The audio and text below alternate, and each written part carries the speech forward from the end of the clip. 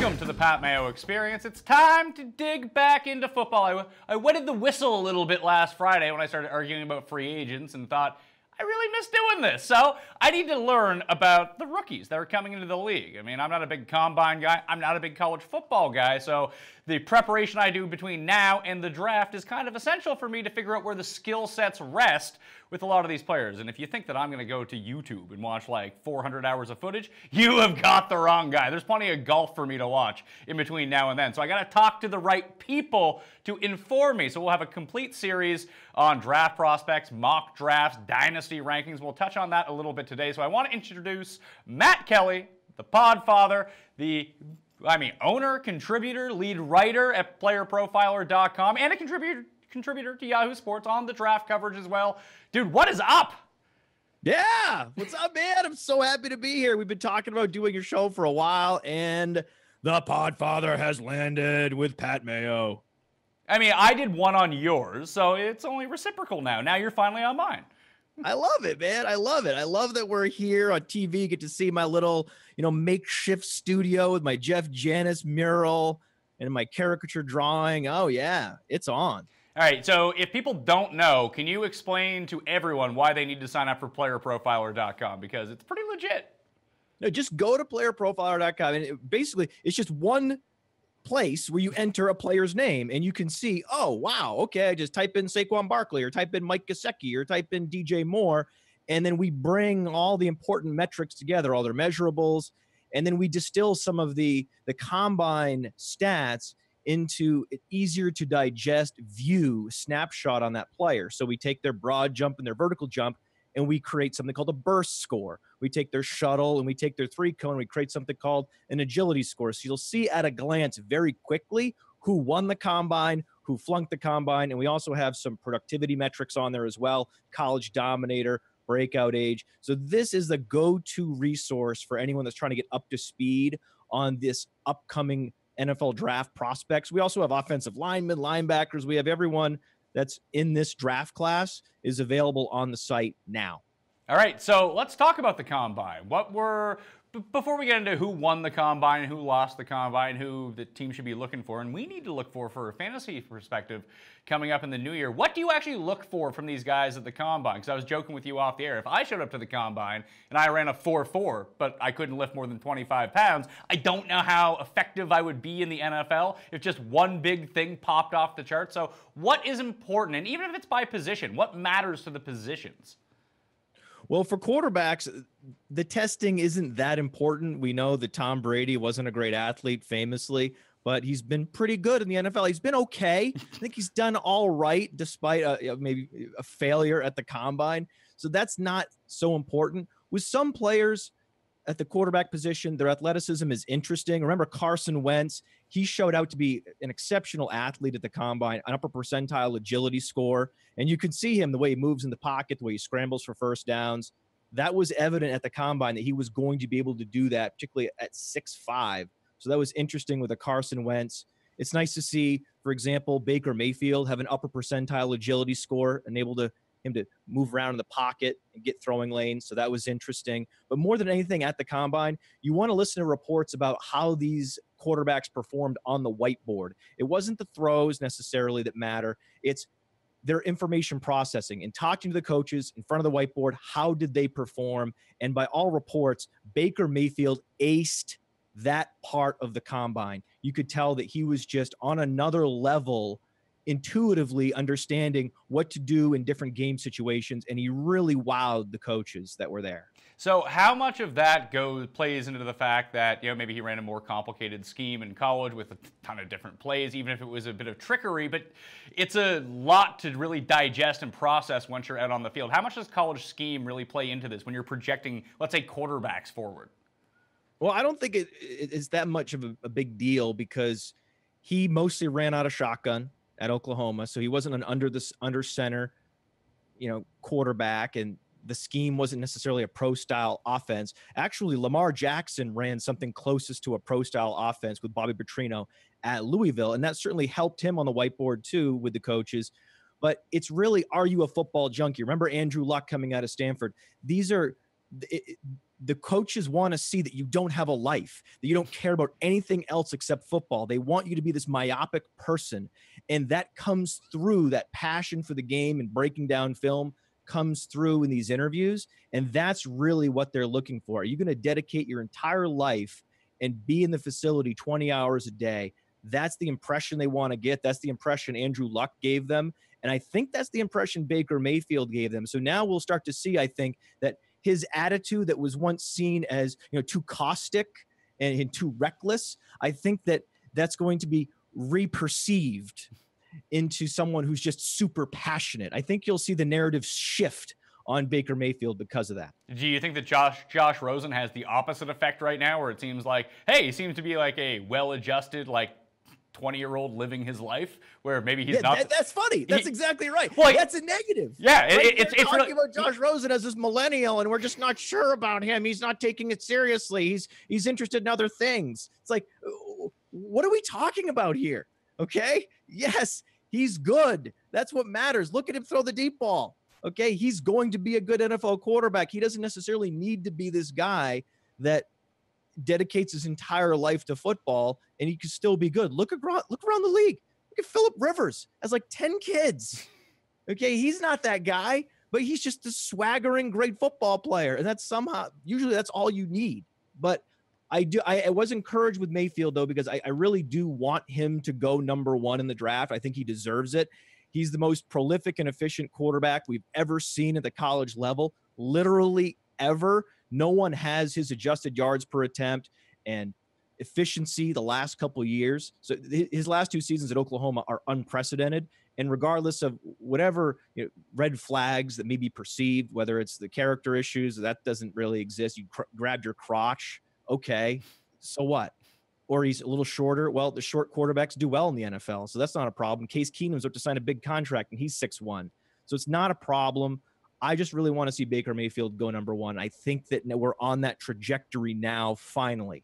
So what are some of the things that we look at the combine and maybe overrate? Because all I'm seeing are scores, 40 times, bench press. Oh, he couldn't bench press, this O-lineman couldn't bench press it 35 times. He can only bench press it 29 times. You can't draft him. He's awful. It just turns into one of these weird hot takey discussions that I don't even know what I'm really supposed to be looking for. So what's overrated? Yeah, the metric that gets waved around right now is Calvin Ridley's SPARQ score, which is his overall athleticism score. Nike has this overarching athleticism score, which looks at speed, quickness, power, and aggregates it all into one overarching metric. And Calvin Ridley's being mocked as a 7th percentile athlete using the SPARQ score. The problem is the SPARQ score heavily weights the power component, the bench press. And we know that very few measurements on a wide receiver's profile are less relevant than bench press, for crying out loud. So he's really being hurt because he's not super strong and he didn't have a great shuttle time. But that's not necessarily a big deal. You know that Amari Cooper didn't necessarily have a great shuttle time. Antonio Brown didn't necessarily have a great shuttle time, or I should say burst. A lot of these receivers that are great, like Amari Cooper, like Antonio Brown, they didn't show well in the burst events, and neither did Calvin Ridley. So I haven't been high on Calvin Ridley for other reasons. The wide receiver position is not necessarily driven by athleticism. Athleticism matters more for running backs and tight ends. It's not that predictive for wide receivers. So what you really should do is fade athleticism in fantasy football and dynasty leagues after the combine. So for example, DJ Shark, he was super, or Shark, whatever. He was super fast, right? He's big and fast and great, but I'm going to go ahead and probably not draft DJ Shark. So with the wide receiver position, it actually creates value. You'll see that Calvin Ridley will start to fall down draft boards and he'll actually become a value. These receivers that don't test well end up becoming values, because what you really should be looking for with receivers is their age-adjusted college production. Were they dominant at a young age? Christian Kirk, he was dominant at a young age at Texas A&M. That's more indicative than anything he did at the combine. Just because he didn't test well in the burst events, which we talked about, aren't necessarily that predictive. 117.9 burst score, 35th percentile for Christian Kirk. Yeah, you'd like him to be more explosive, but Stephon Diggs wasn't that explosive either. It doesn't matter as much for wide receivers. For running backs, it does matter. You want to see these guys show explosion. And the biggest sort of positive takeaway from the combine in the explosion events was seeing Nick Chubb test in the 90th percentile. When a guy like Nick Chubb, coming off a devastating knee injury, working his way back the last couple seasons, the burst events were huge for him. And he showed out in the vertical jump and the broad jump, showing that the knee is 100% back. And I think that propels Nick Chubb into the conversation for first round pick. If you are a top end prospect and you're going to go in the first round or potentially a high second rounder, maybe you want to boost up your draft stock a little bit. But if you're one of these elite talents at any position, what is the point of going to the combine? I don't know. I honestly don't know, because you have these players like Mark Walton, right? Mark Walton was an electric playmaker at the running back position at Miami. And he was also active in the passing game. So he looks like one of these the next Duke Johnson at Miami. That's what Mark Walton was supposed to be. He gets injured, and then he decides he's going to participate in the combine. The problem is he didn't test well. Like, you have a stopwatch at home. Go with your agent to a football field and see how fast you're going to run. See how high you're going to jump. See how you're going to perform in the shuttle and the three cone. And if you don't perform really well, you shouldn't test.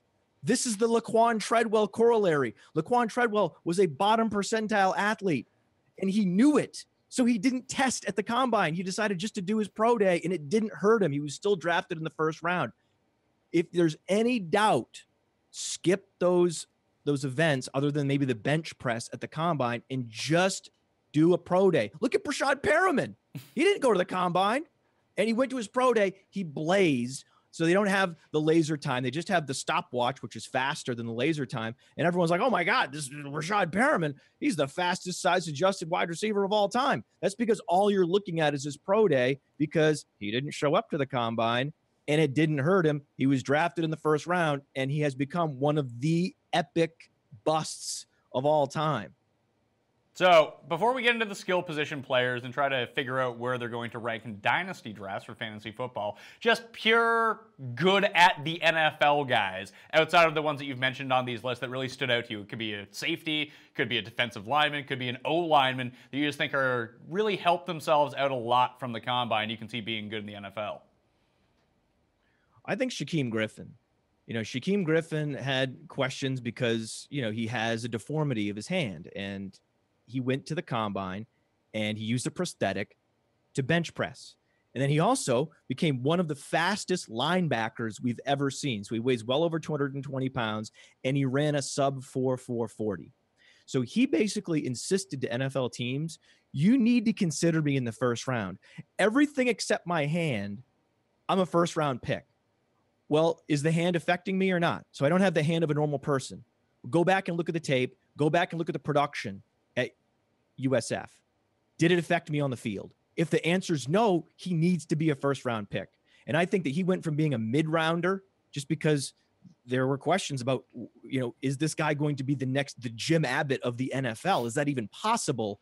But I think what he did at the combine, just blowing the doors off that place, now it forced people to have a hard conversation. And that was really, really cool to see. So do you think that it is going to end up affecting him? Because, playing linebacker and playing D lineman is probably two different things, but JPP has one finger left. He seems to be fine. Yeah, I think he's going to be fine. Look at how people tackle in the NFL. They tackle with brute force collisions. That's how tackles happen in the NFL. You don't actually tackle people with your fingers. That's not actually how it happens. You need to collide with that person with such force that they get blown backwards. That's how tackles actually happen in the NFL, and that's what Shaquem Griffin's really good at. He's a heat-seeking missile out there. He deserves to be a first-round pick, and if he falls to the second round, he's going to be an incredible value for whoever gets him. Anyone else stand out for me that you can think of? Well, Bradley Chubb showed that he should be a top 5 pick. I mean, Bradley Chubb, I think, is outside of Saquon Barkley, the highest floor player in this draft. So if you show that incredible size adjusted athleticism, and he did, he showed that not only was he just a monster producer at NC State, but he also had the requisite explosiveness and size to be like a quality edge rusher in this league. I think that it's a shallow class in general. This is not as talented as last year's class, looking up and down the positions. Sure, the running back position is one of the most talented running back position, if not the best running back class we've ever seen.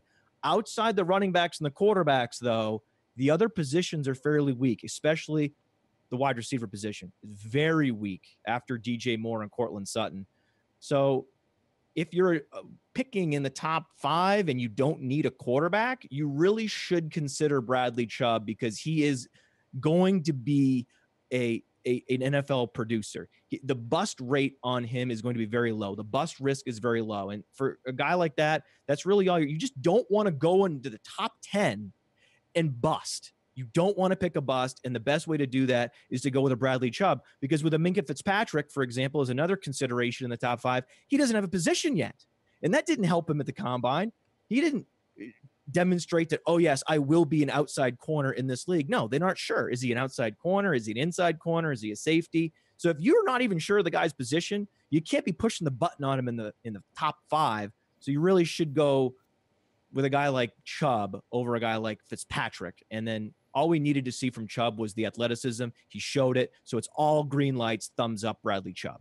All right, let's talk about some dynasty rankings. And of course, we don't know where these players are going to land yet because the draft hasn't happened. But you've done the rankings. They're up on playerprofiler.com right now. And we're gonna give away some of the top 5s at some of them. But you can go to the site, subscribe, and check out the entire rankings. But how much does landing spot matter? Because to me, it matters quite a big deal. Because if you're, let's say, Leonard Fournette, and he doesn't get taken by the Jags last year at number 4, and they take randomly someone else, a running back at that spot, that running back probably would have ended up having a better fantasy year, knowing going into the season that he was going to get 25-plus touches a game. Like, volume's going to matter, opportunity's going to matter over skills at some point when it comes to fantasy. So I would probably advise that most people do their drafts after the draft happens, and we know where these guys are going. After the draft, for sure. But right now, you have them ranked 1 to 5, and we'll start with running back. And just walk me through your list a little bit and why the 1 through 5.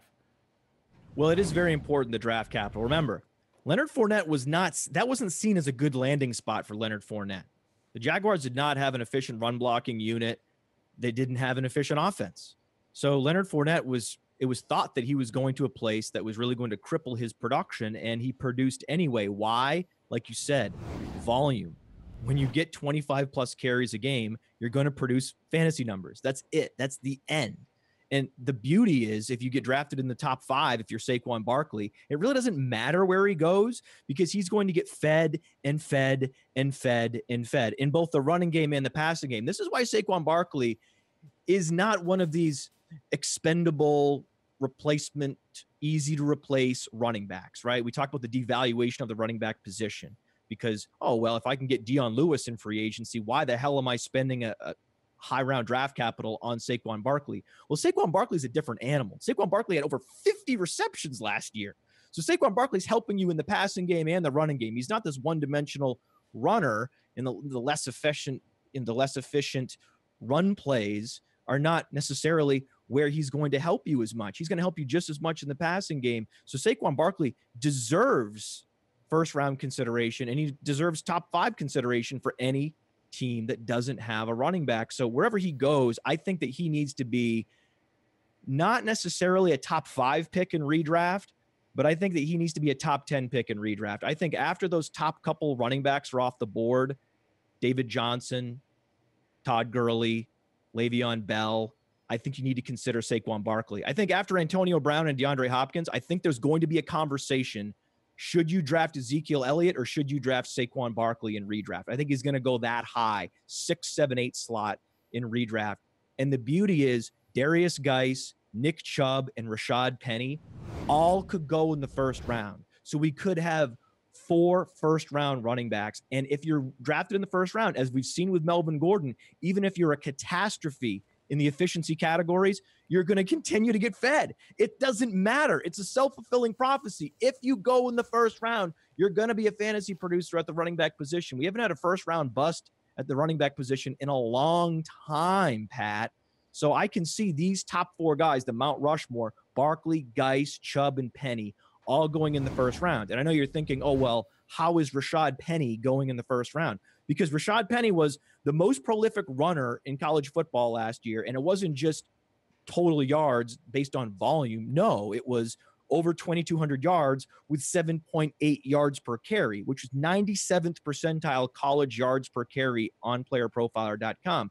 The big question was, is this guy fast enough? Sure enough, 4.4640 at 220 pounds. That's a 111.2 speed score. That's 91st percentile. So he looks like a more explosive Melvin Gordon, and Melvin Gordon went in the first round. Would you like a more explosive Melvin Gordon in fantasy football? Well, yes, I think I would like that. I think that would be a great thing. Well, okay, then yes, Rashad Penny should be a top 5 pick in dynasty rookie drafts. And I think that he should go earlier than he probably will in the early ADPs in redraft as well.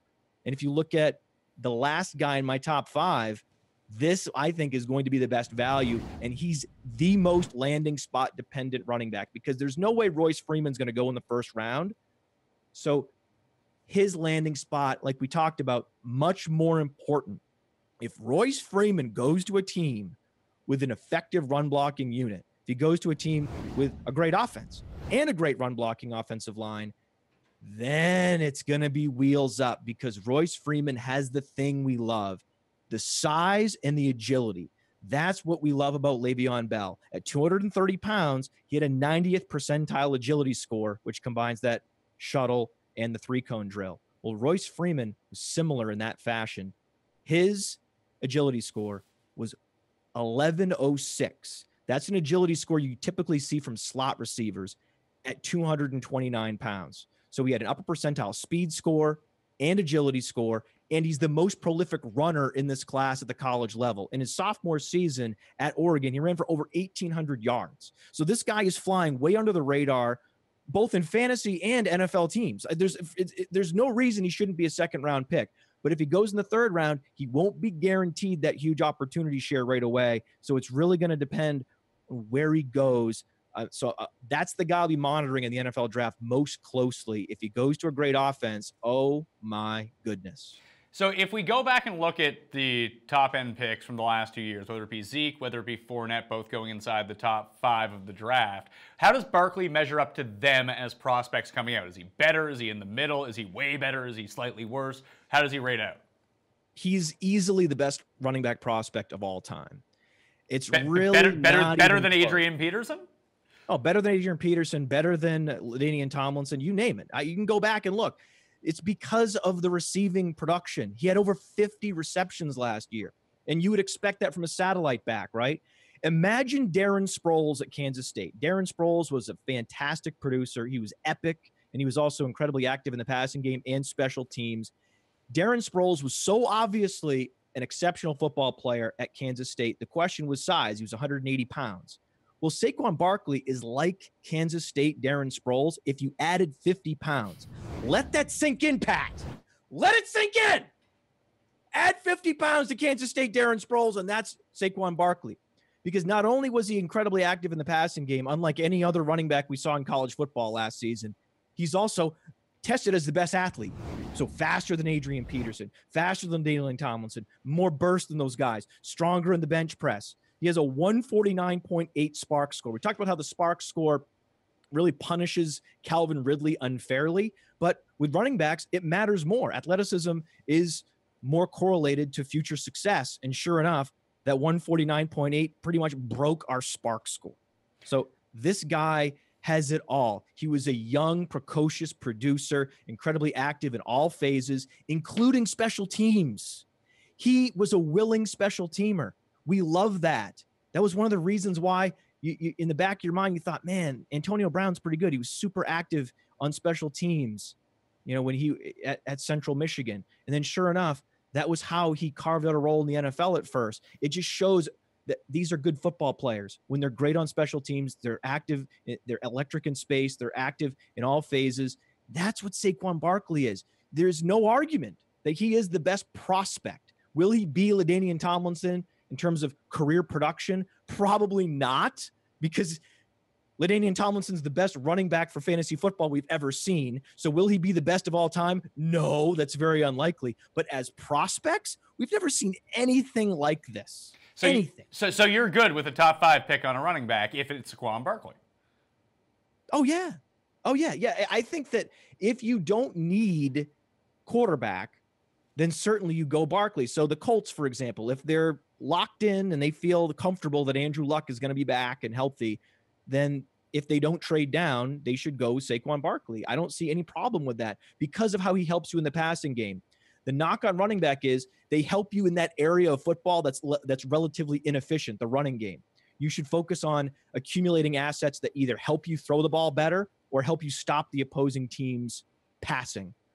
But in the case of Saquon Barkley, he not only helps in the running game, which does matter somewhat, he's also going to help you in the passing game significantly. So in that way, he is this wild outlier that deserves to be drafted in the top 5. Okay, so if we roll it back and we look at the past 2 years, did the Cowboys make a good move taking Zeke where they did? Did the Jags make a good move? They could have had pick, and then take Derrick Henry in the second round. Sure, they would have beat the Packers in that playoff game. So, and it's the same thing with the Jags last year. I mean, they were 3-0 in games where they didn't have Leonard Fournette. So Leonard Fournette was an atrocity of a pick. But are we? I mean, you can talk about him being the best prospect ever. Are we convinced that he's just so much better than all these guys that you shouldn't take just a quality O lineman and then go down and then go down draft class? Last year was an incredibly strong overall draft class, so there were lots of exceptional talents available in the top 10. You don't have that this year. There's a lot of players with question marks where the best offensive lineman is a guard. You're really going to take a guard in the top 5. So it's really about what are your options. The problem is this year, I would very rarely advocate a running back in the top 5. But this year, because the talent pool is so shallow and you have these strange players without positions like Minkah Fitzpatrick in consideration, at that point, I'm like, well, I could just play it safe and take Saquon Barkley. He helps me in all phases. I mean, why not?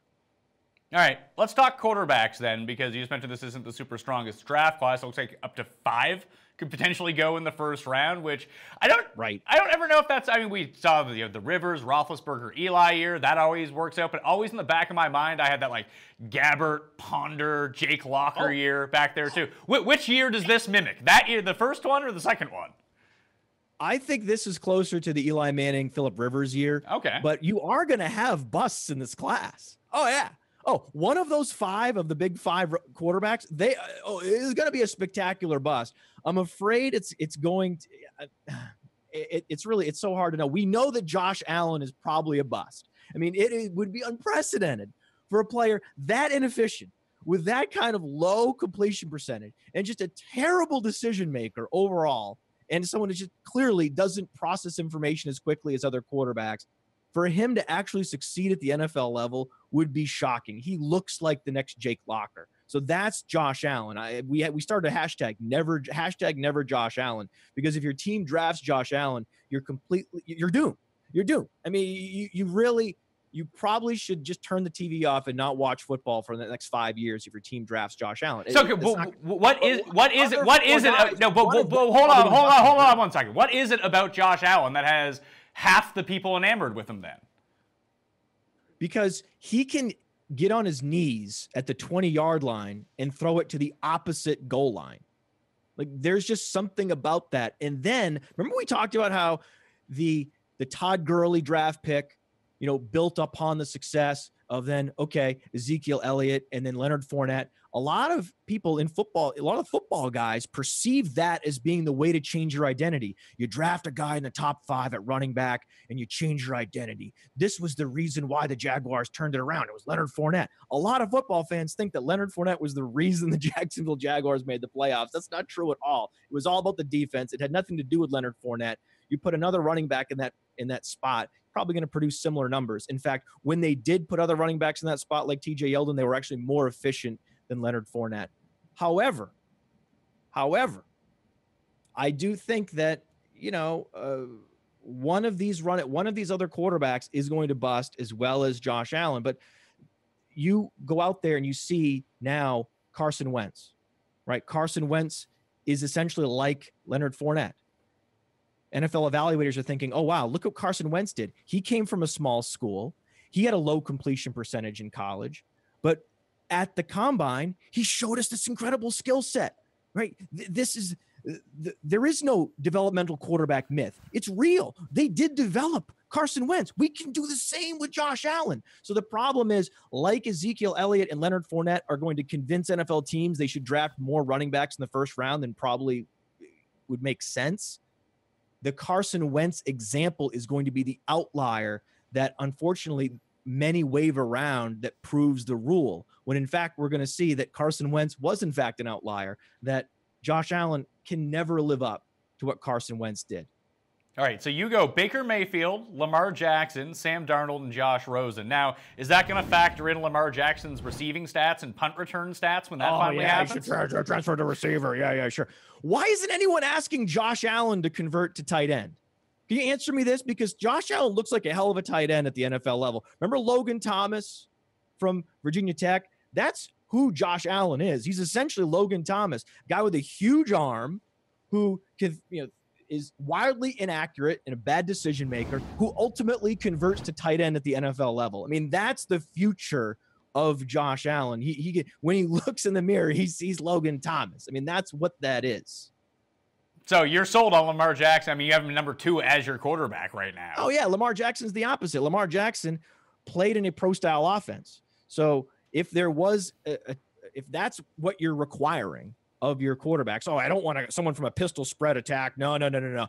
He has to be under center. He has to be, running play action. He has to be running NFL concepts. Well, the Bobby Petrino Louisville offense was that. So there's nothing not to like about Lamar Jackson. Oh, the arm strength. He has a huge arm.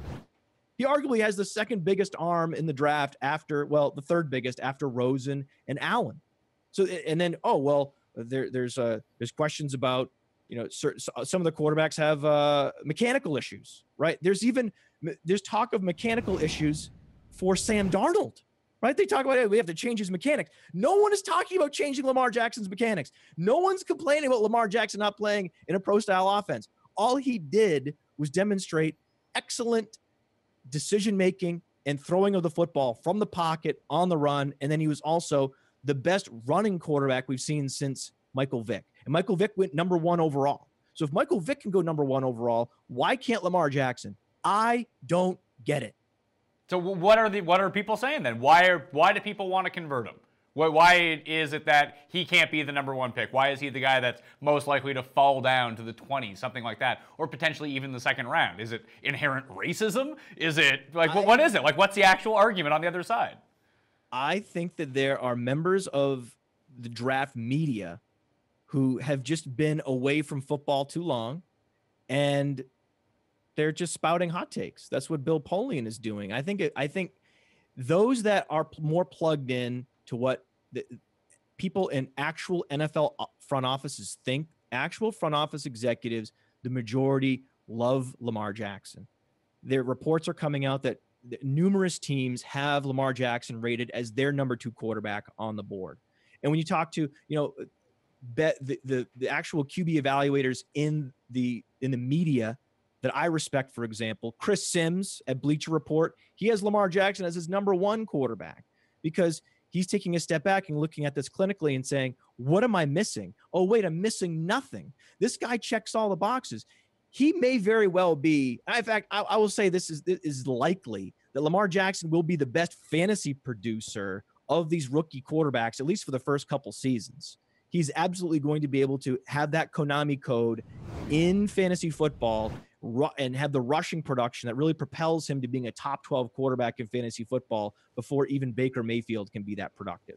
In the long run, I think Baker Mayfield has a brighter future, but I think Lamar Jackson is going to be maybe a better pick in dynasty leagues for the first couple of years. I think it's those 2 guys, and then there's a gap to Sam Darnold and Josh Rosen. All right, so why is there a gap to Darnold and Rosen then? What separates the top 2 from the next 2? These guys are these look like once a generation talents. Lamar Jackson is a more accurate, better decision-making Michael Vick. What if I told you could have more accurate, better decision-making Michael Vick? You would say, yes, this would be a dream scenario, right? When I say, well, what if I told you that Baker Mayfield is some combination of Drew Brees and Andrew Luck at the quarterback position? You'd say, well, that would be amazing. I would love that. So that they should be 1-2. It should be very much like the Andrew Luck draft class, where you go Baker Mayfield 1, like Andrew Luck, and then like RG3 went number 2, it would be Lamar Jackson. I don't know why Lamar Jackson isn't being graded as highly as Robert Griffin III was. I honestly have no idea. I can't even begin to fathom a guess of why NFL teams wouldn't have Lamar Jackson in their top 5, and why NFL draft media dolts are not putting him in the top 10 in their mock drafts. I don't understand it. And this idea that he would switch to quarterback is complete. Switch to wide receiver is beyond nonsensical. He can help you at the most important position. I mean, so many teams, right? They're dying for productive quarterback play. I mean, they're just crawling in the desert, Pat. Just look at the Broncos. They'll do anything for a productive quarterback. And then here's Lamar Jackson. This never before seen talent. And they're like,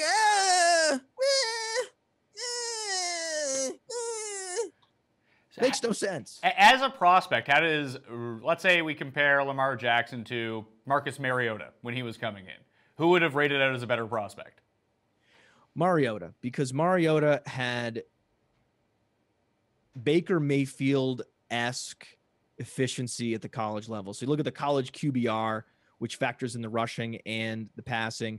Marcus Mariota's college QBR was higher than Lamar Jackson's, and the component of the QBR that was derived from rushing with Marcus Mariota was lower than Lamar Jackson. So Lamar Jackson, his efficiency in the QBR metric in particular is propped up by his rushing more than Mariota. Mariota was predominantly a thrower at Oregon. So it was great to see Mariota be the super efficient thrower, but then go to the combine and show, oh, wait, he can also, rush for first downs at will. He can be super athletic in the pocket. So in that way, that Mariota Winston draft class, it was Mariota and Winston were also, pretty much can't miss prospects at the time.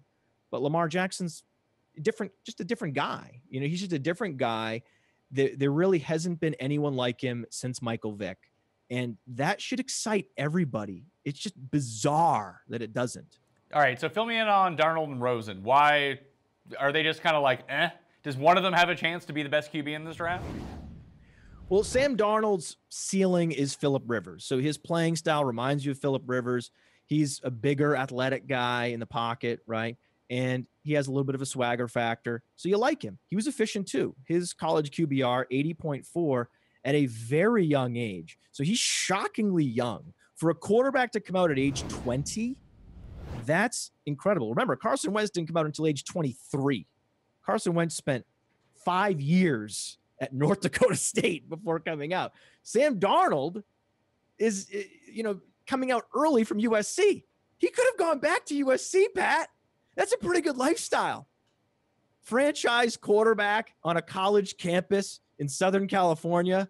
One more year of that. Sam Darnold's like, nah, I'm going to go to Cleveland. That's a good idea. Let me go to Cleveland. So I don't understand what he was doing. I think he would be like the surefire number one prospect, kind of like Andrew Luck was a few years back, 5 years ago. But you always get into it. But you always get into a dicey situation with that, because is it better off to take the millions of dollars right now? Or, you're still playing football. You can get hurt. You can be Matt Leinart, and, you could have came out as basically the number one pick, or potentially dropped to number 5 or number 10 the year after. That's the concern, right? Yeah, so I would take the money 20 times out of 20. He didn't throw with the combine either. In the back of his head, is he thinking, I got these guys, right? Is he thinking like Kevin White? Remember when Kevin White was drafted and he had this sort of sheepish look on his face when he was handed the jersey and he was shaking hands with Roger Goodell? He was like, "Are you guys sure you know what you're doing, drafting me in the top 10?"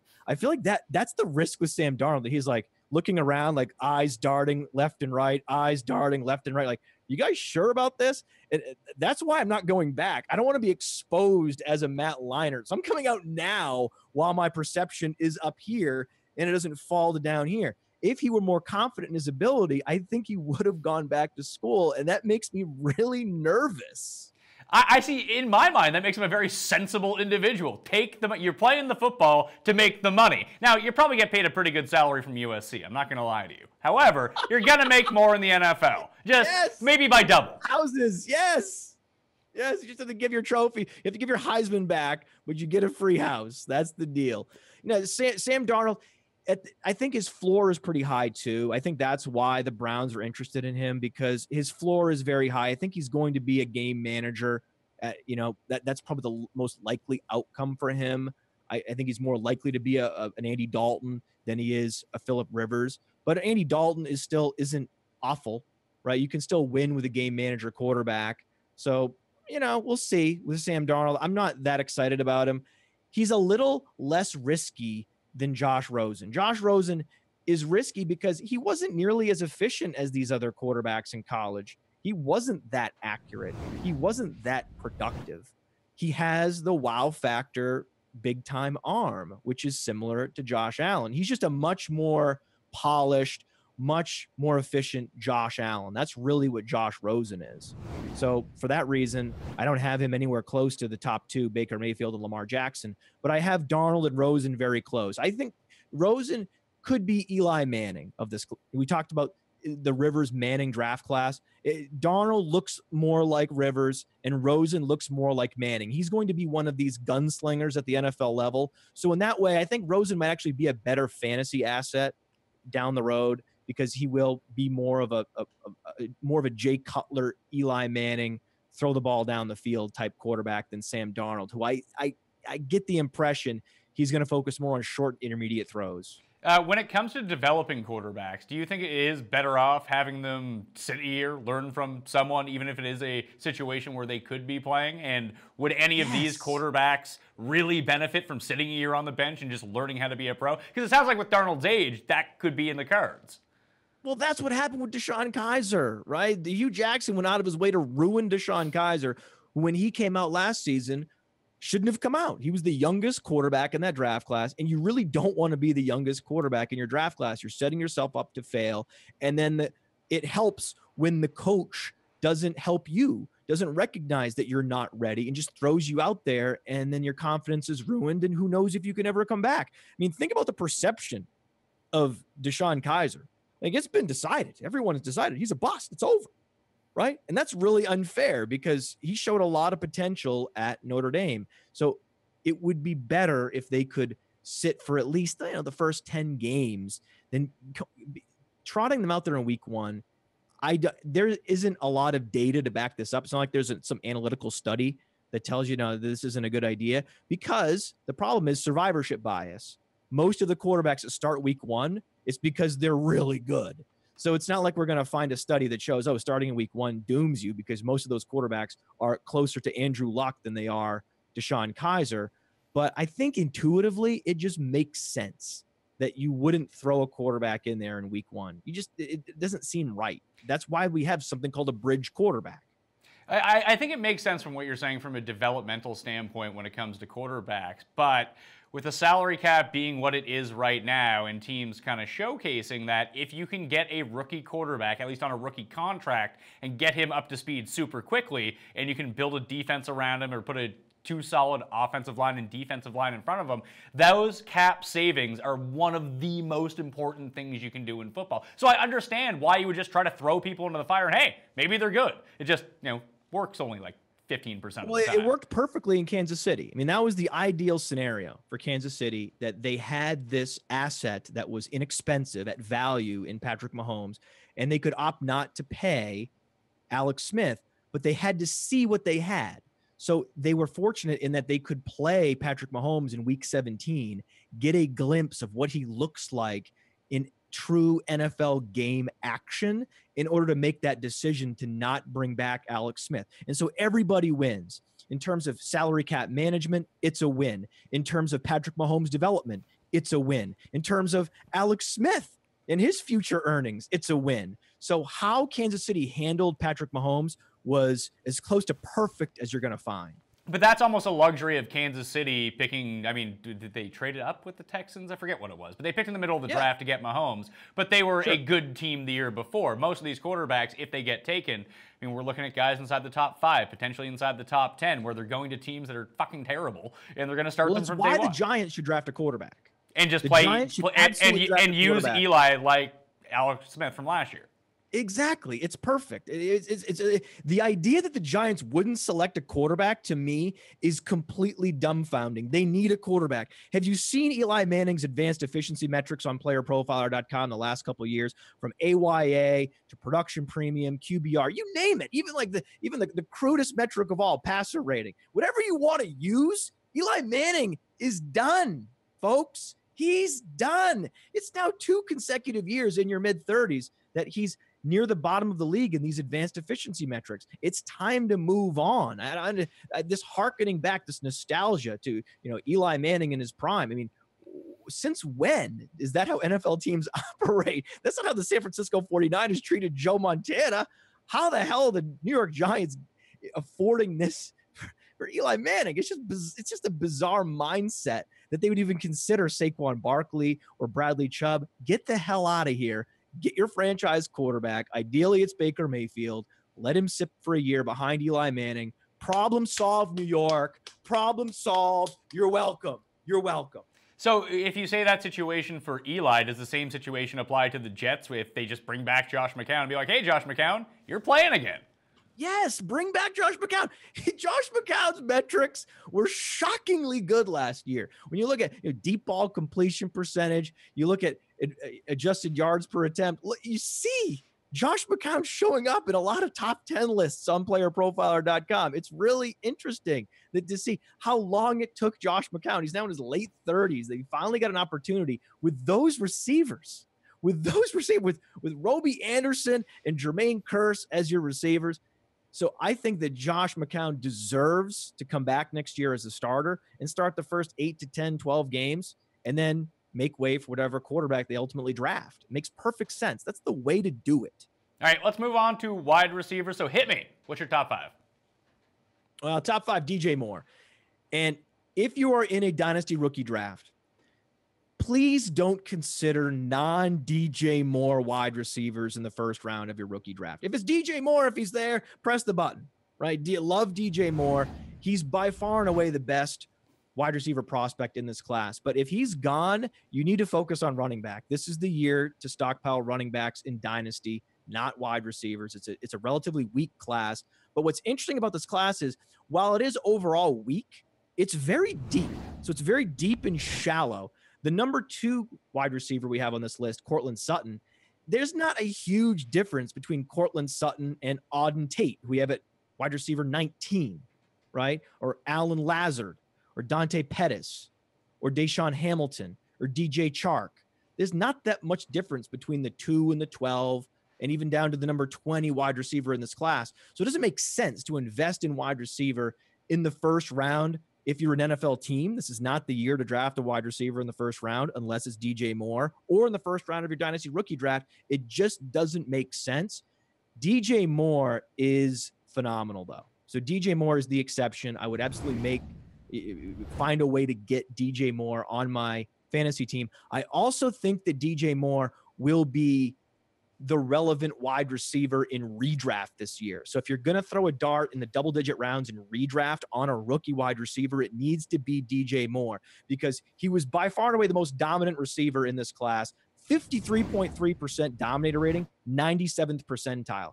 Most of the receivers that have a dominator rating that high, and dominator rating looks at your share of receiving yards and touchdowns for your team. So it factors out quarterback play. Bad quarterback play at Maryland, the dominator rating doesn't matter.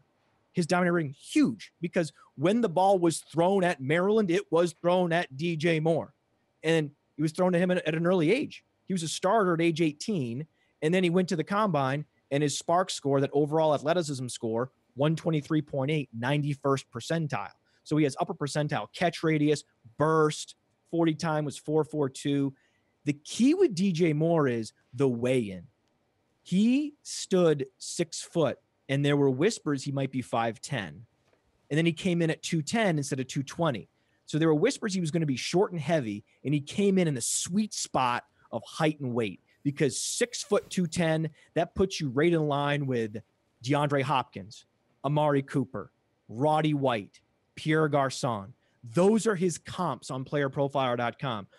It would be almost unfathomable to see DJ Moore bust, because almost all of his comps are successful NFL receivers. So you need to get him if you're drafting in the first round of Dynasty Rookie Draft, once that Mount Rushmore of running backs are off the board. So he would still go after the first 4 running backs then, in your mind? Oh, yeah. You can't draft. No. You can't draft a receiver over a Nick Chubb or Rashad Penny or Darius Geis or Saquon Barkley. Well, what if we get into a situation where DJ Moore ends up going to the best possible landing spot for him to just take over a gigantic market share? Let's say he ends up on like the Bills, which is not a great situation, but he would have the potential to be the only guy who gets the ball in that offense through the receiving game. Now, there's this huge fallacy in dynasty leagues that wide receivers are more valuable because they have more lifetime value because they play longer. That doesn't matter. Look at the age-adjusted production curve of the running back versus the wide receiver. Running backs do most of their fantasy production. Most of the fantasy points a running back produces are before age 25. That's what the Dynasty Rookie Draft is for. It's to get your running backs because they produce early and they tail off, whereas the wide receiver position takes more time. You see Nelson Aguilar, you see Devontae Adams every year, Devin Funchess. It takes a couple of years for these receivers to produce oftentimes. You go back to the first round wide receivers, drafted in the first round of the NFL draft. Almost all of them, including Amari Cooper, have lost value in dynasty leagues since their rookie draft in which they were taken. I mean, of course, you can look at Rashad Perriman and look at Philip Dorsett and Kevin White, but even the successful first-round picks, you could argue that only Will Fuller has actually increased in value. So if you're interested in accruing value year to year in dynasty, which is what I like to do, you go running back in the first round to make sure you lock in that value and that you're not underwater the next year. And then you can go ahead and trade for an Adam Thielen or a Devin Funchess once they've been in the league and they've established themselves. There's actually no reason to rush out and get DJ Moore. The only argument for drafting DJ Moore in the first round is that because he played inside and outside at Maryland, he's uniquely qualified to find an immediate role on an NFL offense. It almost doesn't matter where he goes. I think DJ Moore will find himself at least starting in 3 receiver sets because he has the acumen for the outside receiver tree, and he also understands how to run routes inside, and he also is one of the best yards after the catch receivers we've ever seen. So he also looks a lot like Golden Tate. The numbers say he's closer to Amari Cooper and DeAndre Hopkins, but the eye test, the stylistic comparisons, comp him somewhere closer to Golden Tate. So if that's who you are, if you're some combination of DeAndre Hopkins and Golden Tate, you're probably going to be good. But I can never guarantee that you're going to be good in your rookie year because most rookies at the wide receiver position don't produce. It's just a fact. All right, fill me in on the rest of these receivers. You mentioned like 2 to like 19 is almost like a cluster. How do you end up with these guys 2 to 5? Well, Cortland Sutton is good. I mean, I think he had an incredible combine because there were questions about his explosiveness. That was one of my big questions for the combine. How explosive is Cortland Sutton? And as it turns out, he's good. Like he ran a 4.54 at 6'3", 218 pounds. That's great. His burst score above the 50th percentile, so he jumped well. And then the agility score was mind-blowing. A 1068 agility score is Julian Edelman level agility for a player who stands 6'3", 218. So he looks strikingly similar to Alshon Jeffrey. It's a very close comparison in the database, Cortland Sutton to Alshon Jeffrey. And also he looks similar to Michael Thomas. These are bigger receivers who showed really well in the agility drills, and they were productive in college. So Cortland Sutton checks a lot of boxes. He's not DJ Moore, and he probably won't produce in year one. You might have like a Kenny Galladay type rookie year, which would be fine. But again, that's not going to accrue the value that you would get at the running back position. So you still should go running back over a Cortland Sutton unless you're looking at the end of the first round. Now, the next guy on the list, I think there's a gap to James Washington.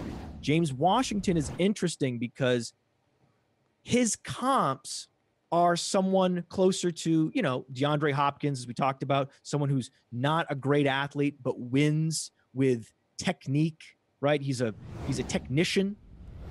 The problem is James Washington's not a technician. He runs deep routes.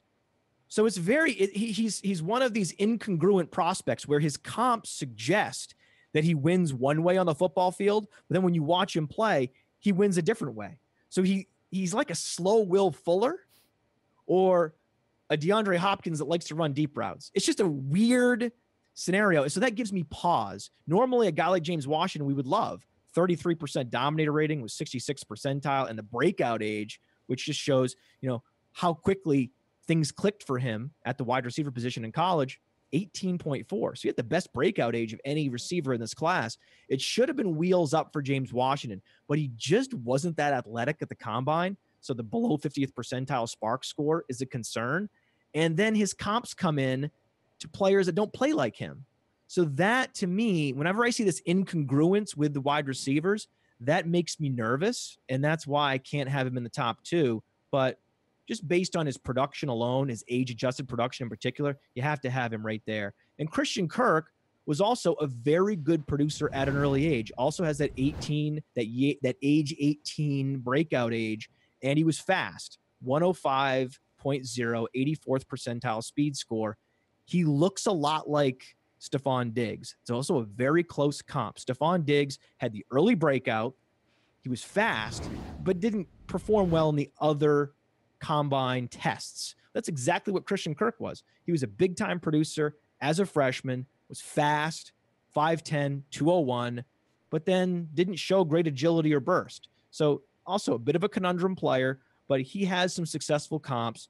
And typically wide receivers that produce that well in college at an early age, which is more indicative than the athleticism as we talked about, they're going to be successful NFL players. And our 5th wide receiver on the list is Michael Gallup. Michael Gallup's just a good all-around player. He comps to Justin Blackmon. There's nothing not to like. He's just one of these lunch pail, Jeremy Maclin, Justin Blackmon looking receivers that runs great routes, plays pretty much anywhere on the football field, plays the X, plays the Z, plays the Y, was a mega producer. So again, in other draft classes, he would not be in the top 5. But because this draft class is so shallow, a guy like Michael Gallup, who's just kind of good but not great, ends up leaking into the top 5. All right, let's close this out with tight ends. Tight ends, as rookies, generally speaking, unless I guess you're Evan Ingram from last year, don't really produce in fantasy all that much. But how are we looking at this tight end class versus even other tight end classes? Is there a standout? Is it just kind of, hey, there's some good blocking tight ends? What are we looking at here? You want the tight ends from last season. That's who you want.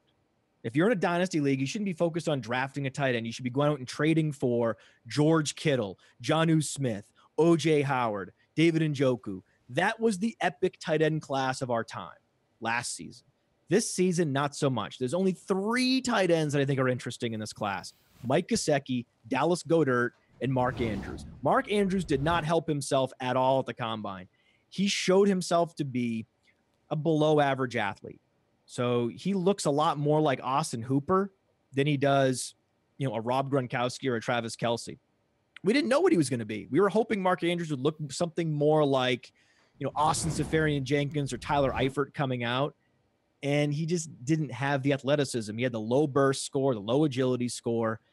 And even though he was a mega producer at Oklahoma, because he was by far and away the biggest receiver, it was basically him and Smurfs receiving passes from Baker Mayfield. Because it was the Oklahoma offense, it inflated his stats. The dominator rating, not that impressive.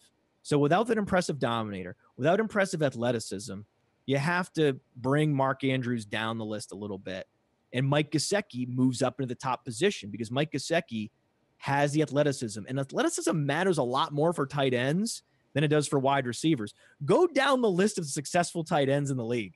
It's Greg Olsen. It's Travis Kelce. It's Rob Gronkowski. It's Vernon Davis. You go down this list, it's almost all explosive, size-adjusted athletes. There's very rare that you see a Heath Miller, like a plodding tight end, actually be a tight end one in fantasy. Athleticism really matters, and Mike Gesicki pretty much broke the athleticism metrics at the combine. He ran a 4.54, so he was just as fast as Cortland Sutton, almost as agile as Cortland Sutton, and the most agile receivers. His burst score, 137.1, 99th percentile. So when I look across the board, it's all 95th, 95th, 99th, 99th, 100th percentile. And he's 6'6", 250.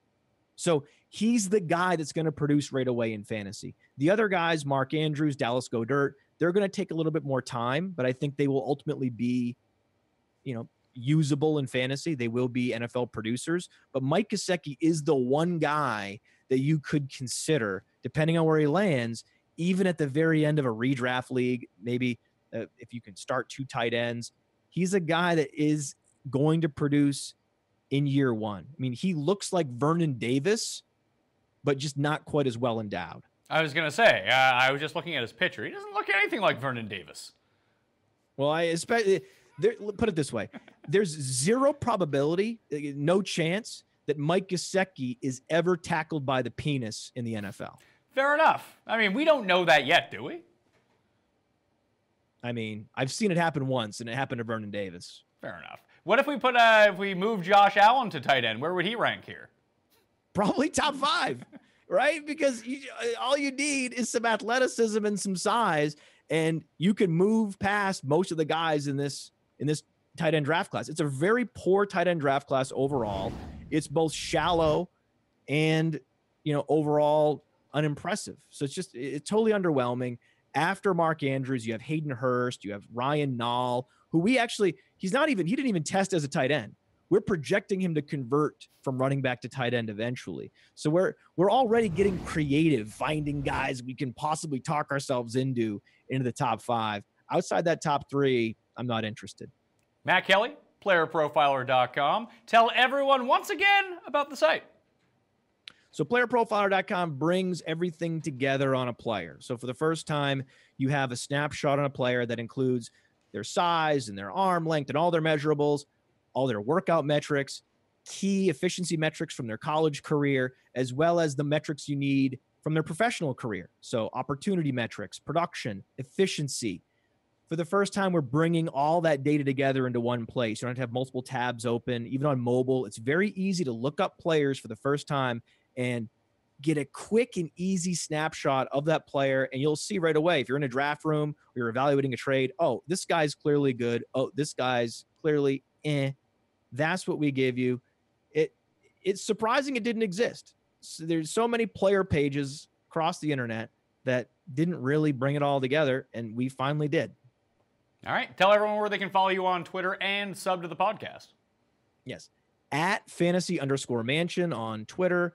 And the podcast, go to iTunes and search Roto Underworld Radio. And there I will be, the eyes looking out from the darkness.